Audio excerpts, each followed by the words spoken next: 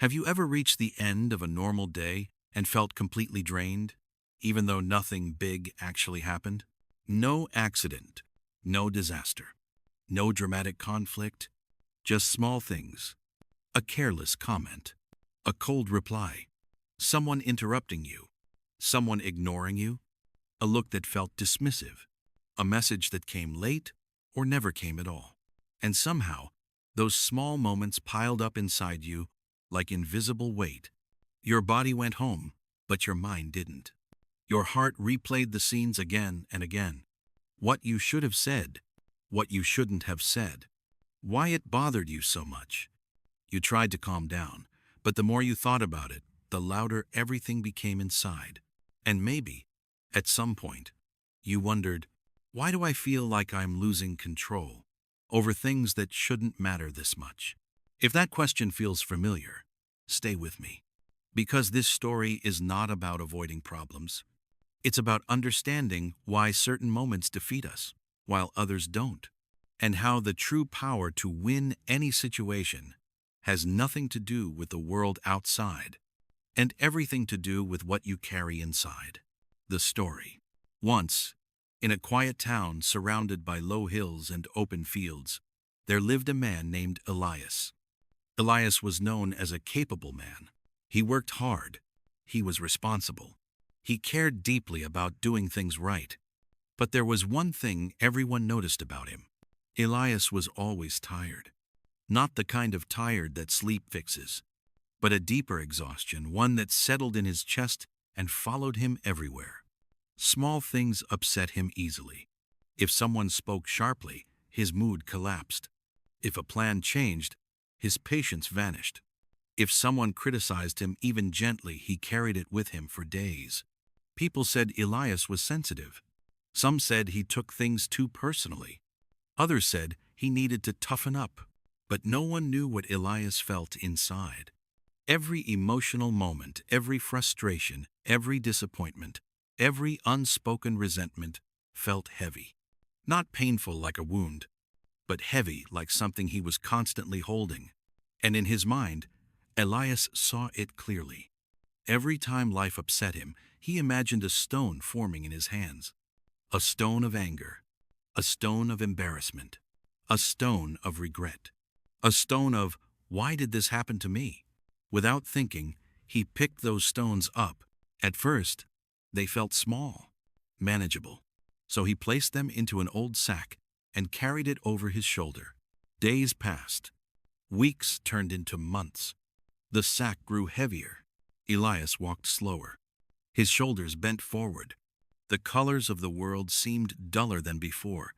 Even on sunny days, something inside him felt cloudy. One evening, after a particularly exhausting day, Elias sat alone and whispered to himself, "I'm tired of feeling like this, but I don't know how to stop." That night, unable to sleep, Elias decided to leave town before dawn and walk toward the hills. "I need air," he said. "I need space." The guide appears. As the sun rose, Elias followed a narrow path into the hills. The air was cool. Birds rested quietly on branches. The world felt calm. But the sack on his shoulder pulled him down. Every step reminded him of its weight. After some time, Elias noticed another traveler walking ahead of him. An older man, thin but steady. He carried no sack, only a small wooden staff. Despite his age, his steps were light, his back straight, his face peaceful. When the old man reached Elias, he stopped and smiled. "You look tired," the man said gently. "Not from walking, but from carrying." Elias sighed. "Yes," he replied. "I'm exhausted, but I don't know how to put it down." The old man gestured to the sack. "What are you carrying?" Elias hesitated, then loosened the opening of the sack. Inside were stones, countless stones. Some smooth, some sharp, some large, some small. "These are my moments," Elias said quietly. "My frustrations, my hurts, my anger. Every time something goes wrong, I keep it." The old man nodded. "And why do you keep them?" Elias looked away. Because I feel them. If something hurts, it feels real. If it feels real, I don't know how to let it go. The old man smiled softly. Then walk with me.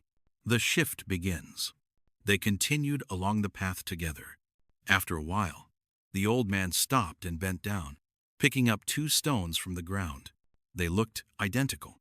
He placed one stone back on the earth. Then he handed the other to Elias. Look carefully, the old man said. The stone on the ground represents what happens to you. Someone's words, someone's behavior, an unexpected moment. He paused. Now look at the stone in your hand, he continued. That one represents your reaction. Elias frowned slightly. What's the difference? He asked. The old man smiled. The difference is simple and difficult. He pointed to the stone on the ground. When someone speaks harshly, they throw this stone, and then they walk away. They do not carry it. They do not feel its weight. Then he gestured to Elias's hand. But when you pick up the stone, when you replay the words, when you hold on to the feeling, he tapped Elias's palm. You turn a moment into a burden. Elias felt something shift inside him. The old man continued. The world gives you events. You give them weight. The words landed quietly but deeply. For the first time, Elias saw his sack clearly, not as proof of his pain, but as proof of his choices. All this time, Elias whispered, I thought my suffering came from what people did to me. The old man nodded. And now? Elias looked at the stone in his hand. I see that I've been the one carrying it. Letting go. Elias opened his hand. The stone fell to the ground with a soft sound. The sack suddenly felt unnecessary. How do I stop picking them up? Elias asked. The old man placed a hand on the sack. Leave each stone where it falls. Life will still throw them, but you don't have to collect them. Elias slowly untied the sack. One by one, he removed the stones. Some he placed gently on the ground. Others he let roll down the hillside. With each stone released, his breathing softened. His chest felt lighter. His shoulders slowly lifted. The path felt brighter. Elias stood upright and looked at the sky, really looked at it for the first time in months. Life after the shift. Elias returned to his town changed. Not because life became easier, but because he stopped making it heavier. When someone spoke sharply, he paused, breathed, and left the stone where it fell. When disappointment appeared, he asked himself, do I need to carry this? Most of the time, the answer was no. His reactions softened. His days felt longer but lighter. His heart grew calm again, and the old man's words stayed with him. You cannot control what happens, but you can always control what you carry. The step, a practice you can use tonight. Now, my friend, let me offer you the practice I promised. Something simple, something gentle, something real.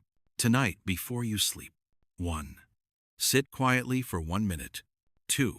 Place one hand on your chest. 3. Think of one moment from today that still feels heavy. A comment, a look, a disappointment. 4. Imagine it as a stone in your hand. 5. Whisper softly, this stone is not mine to carry. 6. Take a slow breath. 7. Imagine placing the stone on the ground. Let it stay there. Do this each night, not to erase your emotions, but to stop letting them own you. Final reflection. Here is the truth most people never learn. You don't lose control because life is difficult. You lose control because you hold on too tightly. Your reaction is your burden. Your calm is your power. One peaceful choice can save an entire day. One released stone can free your heart. Peace does not begin when others change. Peace begins the moment you decide not to pick up the stone.